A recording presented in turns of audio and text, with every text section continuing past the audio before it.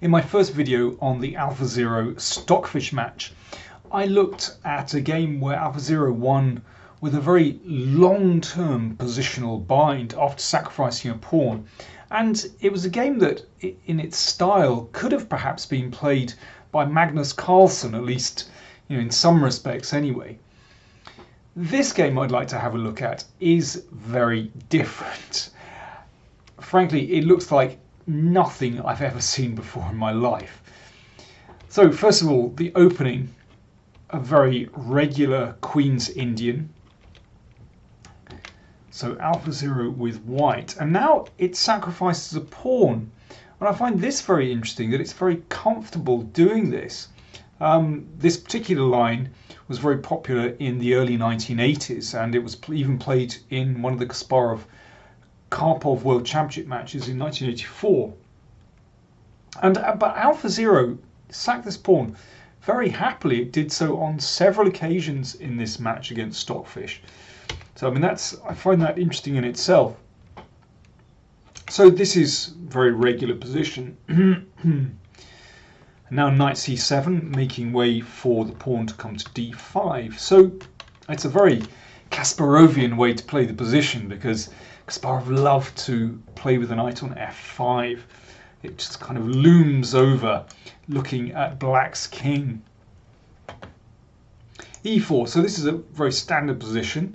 And here, bishop f6 was played in a couple of the AlphaZero Stockfish games, which doesn't look like a very human move at all. Knight d6 already looks highly problematic for black, although, okay, this is computer chess, so who knows what Stockfish had in mind.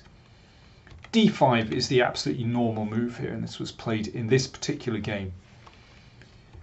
Pawn was taken, it's all been seen before, and previously bishop f6 and knight a6 have been played.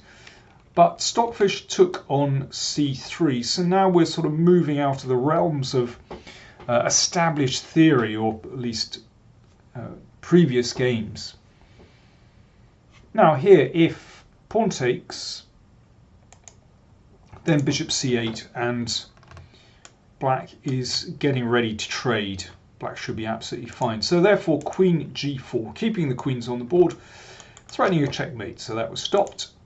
And a knight check. And only now did AlphaZero recapture. So white is a pawn down, but has very free play for its pieces. We saw in the previous game I looked at how this bishop on b7 in the other game was really restricted, and there's something of that going on here, which is why Stockfish played bishop c8 to attack the queen. And at this point, most engines think that black is slightly for choice here. However, Komodo thinks that white is better. Now that's interesting. So that's the only one that sticks its neck out, along with AlphaZero. Queen d6. So Stockfish is chasing a queen exchange, which of course was declined. And now g5. This is where the game starts to get very rocky. If g5 isn't played, then of course white has lots of nice developing moves with tempo, and black is really suffering here because of the lack of development. g5. Well, this is an attempt to win a piece. If the knight drops back, then black can force an endgame, attacking the queen and king f7. So some delicate steps, but basically white must now go into an endgame, which should be absolutely fine for black. So it's in this position, with the knight hanging on h6, that AlphaZero plays, to my eyes, an absolutely sensational move. Rook e1. So calm as you like, just gives the knight on h6. Incredible. But it has assessed that in the long term it has fantastic compensation. I mean, there is no immediate win here. No, you can't regain material quickly. But what white does have is just this rolling initiative. So white is just bringing all its pieces in play with tempo. And the problem for black is these pieces on the queen side, they are stuck.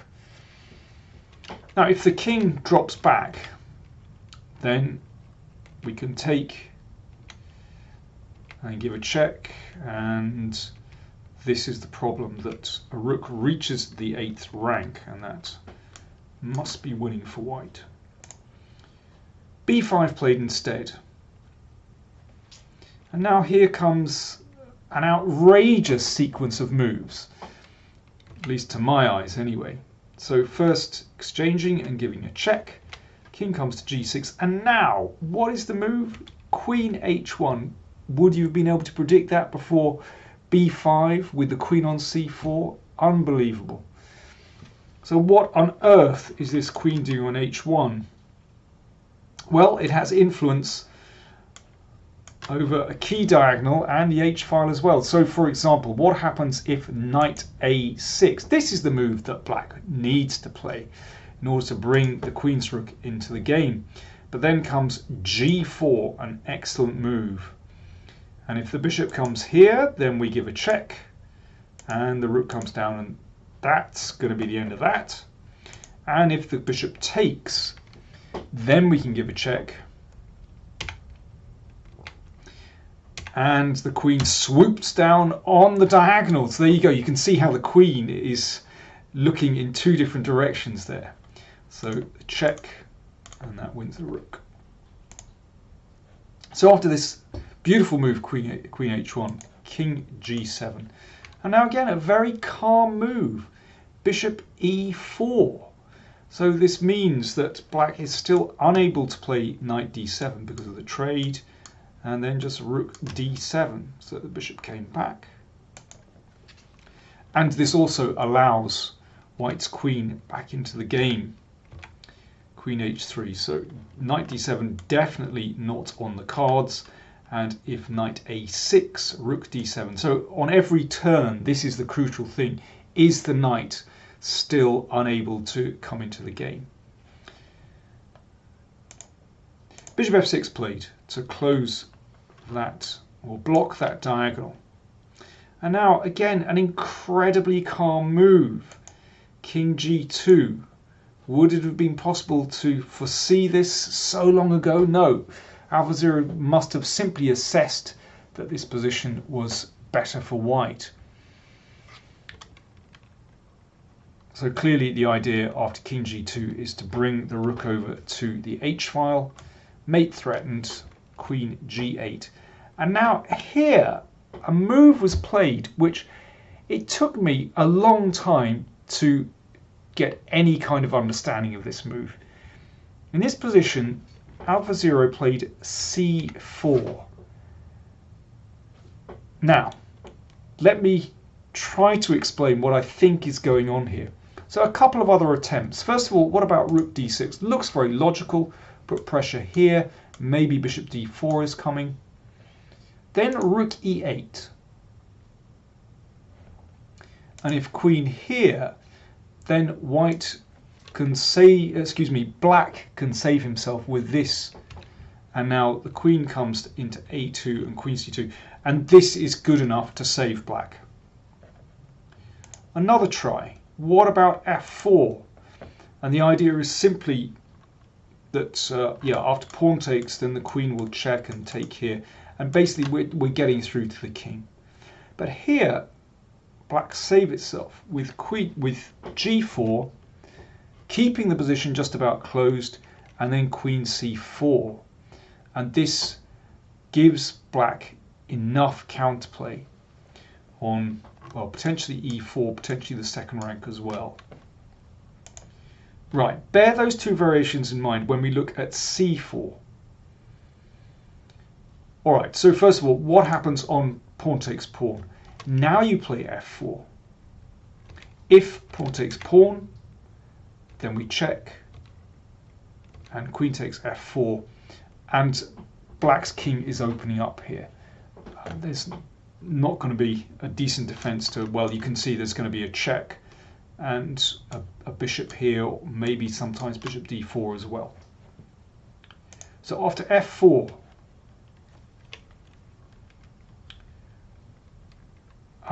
well, you can see that, well, g4 won't have an effect because the queen's route is blocked.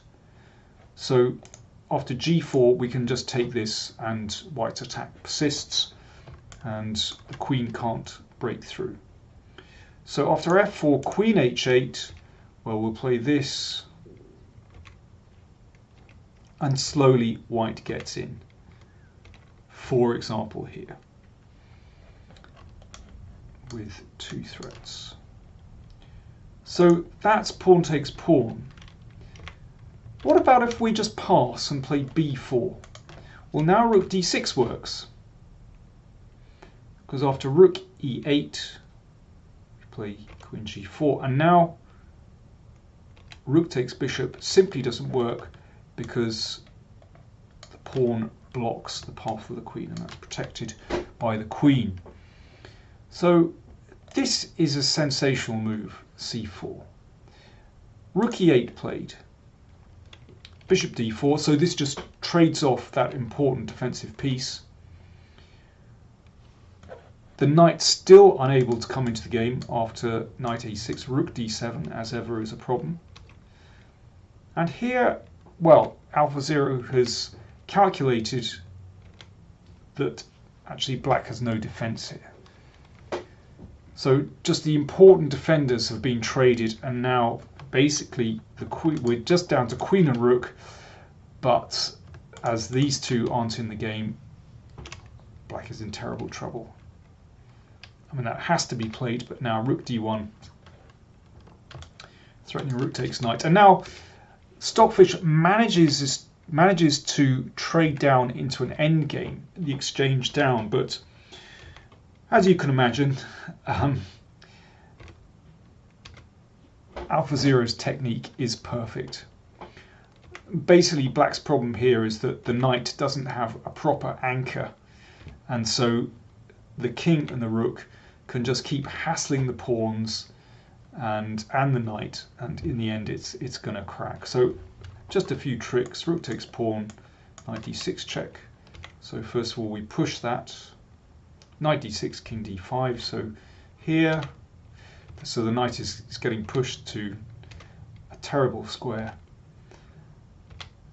The pawn drops again. It's unbelievable Stockfish manages to keep going with so many tricks, but of course it is completely lost. The rook and the king dominate the knight. And finally the c pawn is about to drop. The b pawn is about to drop, and that is a very easy win for white. So the plug was pulled. Really, what a crazy game. I mean, there were some beautiful moves in there, but wholly unpredictable. I mean, going back, starting here, rook e1, incredible, and then queen h1, and then this move c4, absolutely remarkable. And, well, I think we can say if AlphaZero is ever made available, I think it really will change the face of chess. It will change chess theory, and I think little by little it could change the style in which professionals play the game.